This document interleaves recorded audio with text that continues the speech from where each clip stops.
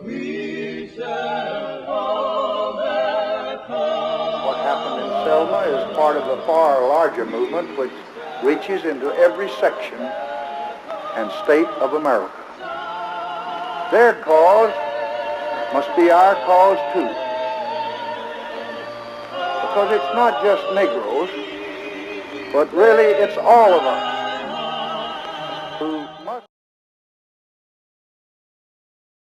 The Civil Rights Age was a difficult time for America, but especially for its African American citizens.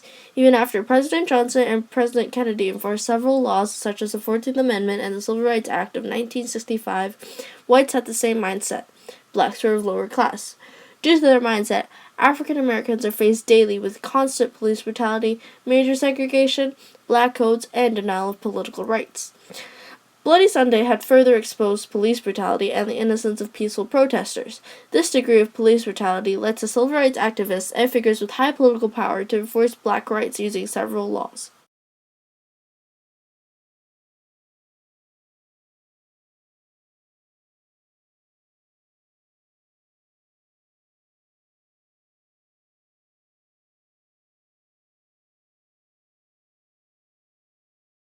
Everyday life was already a challenge for African Americans, let alone voting rights.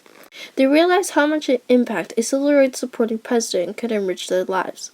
Only 2 out of 5 million blacks were registered to vote in 1964. In many southern states, they were even registered for voting. Whites created poll taxes to prevent blacks from voting. Poll taxes included difficult written poll tests and other tests that supposedly determined good character.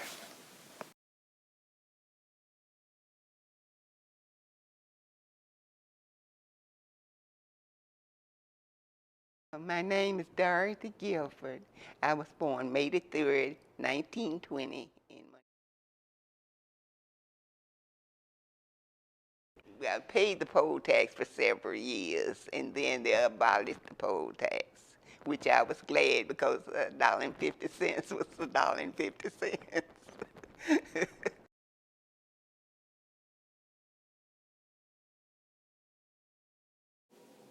Bloody Sunday is known as one of the most chaotic incidents of American history, especially of the civil rights movement. The civil rights activists created this ambitious march from Selma to Montgomery, Alabama, to protest against the denial of their voting rights. The tragic death of Jimmy Lee Jackson from police brutality only outraged the protesters even more. He attempted to shield a woman and a child from getting beaten, and as a result was shot in the stomach and killed. Their goal was to march from Selma to Montgomery, the capital of Alabama.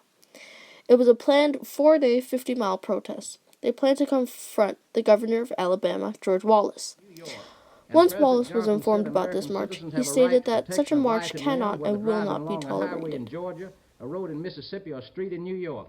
Look at the clubs raised by the policemen hitting demonstrators in New York. I want to show you a picture here from the Philadelphia route. Look at the clubs there, and look at people on the ground being beaten. Can you see that? I hope that you will just look at that. Governor, I'd like to pursue that point with you just a moment if I could. On Sunday, March 7th, 1965, over 600 protesters gathered together and set off for the supposed 4-day march. Once they reached the Edmund Pettus Bridge, they were surrounded with Alabama state troopers wearing gas masks. The protesters were given 2 minutes to retreat, but after only 30 seconds did they attack. The peaceful protesters were mercilessly beaten. Tear gas was thrown, horses were sent to chase blacks off the bridge, and they were even tortured with batons, chains, and electric cattle prods. This march is known as the March to Montgomery, but the tragic incidents occurred on the bridge are regarded as Bloody Sunday. Broadcast stations had canceled their regular program in order to show raw footage of the police assault. People all over the nation witnessed what had happened to the peaceful protesters. The inhuman behavior of the troopers led to the group gaining more sympathetic attention. The African Americans' determination to show America that nobody could turn them around grew alongside with their protesting population.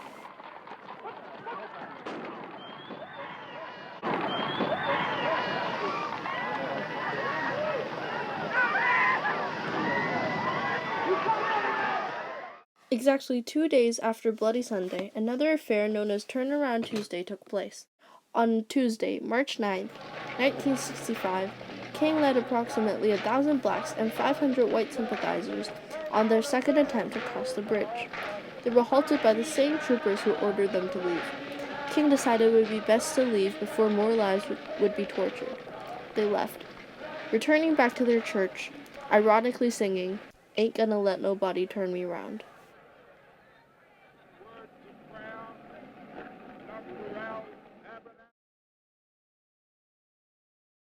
Though the African Americans hadn't yet reached Montgomery, they received responses and feedback beyond from what they expected.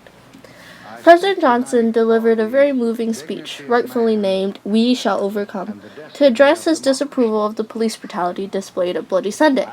He also told of his promise to send legislations to Congress. These legislations later became the Voting Rights Act of 1965. And of all colors. There is no Negro problem. There is no Southern problem. There is no Northern problem. There is only an American problem. The Civil Rights Act of 1964 is one of the most powerful laws from the Civil Rights era. It outruled segregation in public facilities, discrimination in employment, and all other aspects, and briefly mentioned voting rights. Though this did outrule many of the things whites were currently doing to blacks, whites didn't change. Civil rights activists knew that the Civil Rights Act of 1964 was an unreliable source to prove their right to vote, since the law only briefly mentioned voting rights, which was why President Johnson felt the need to send legislations to Congress after Bloody Sunday. The legislations that became the Voting Rights Act of 1965. The Voting Rights Act of 1965's sole purpose was to outrule all obstacles for black citizens to vote. The legislations were sent to Congress on March 19, 1965, and after 5 weeks the legislations came out of Congress as a law. The bill showed immediate results. The amount of black voters in the South increased tremendously. Precisely 2 weeks after Bloody Sunday, on March 21, 1965, King and the rest of the civil rights activists led over 4,000 protesters of all races over the Edmund Pettus Bridge and into Montgomery, Alabama. Judge Frank Johnson Jr. had granted them permission for the protest and had even federalized the Alabama state troopers and an additional of 2,000 federal soldiers to protect the protesters. The march had resulted in a 50-mile, 5-day march. As of March 25th, they had finally reached Montgomery, Alabama, deeming this march successful.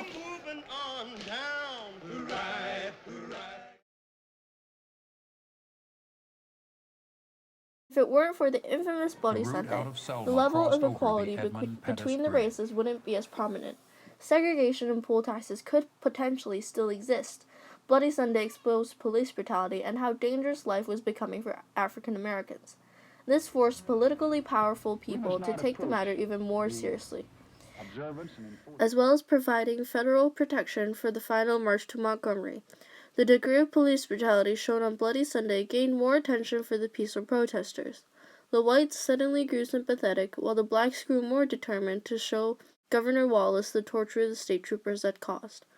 Finally, the protesters had reached Montgomery, Alabama, and since then, voting rights for different races have not been a problem. Though racism and inequality in our everyday lives still exist, America is no longer the segregated land it was before.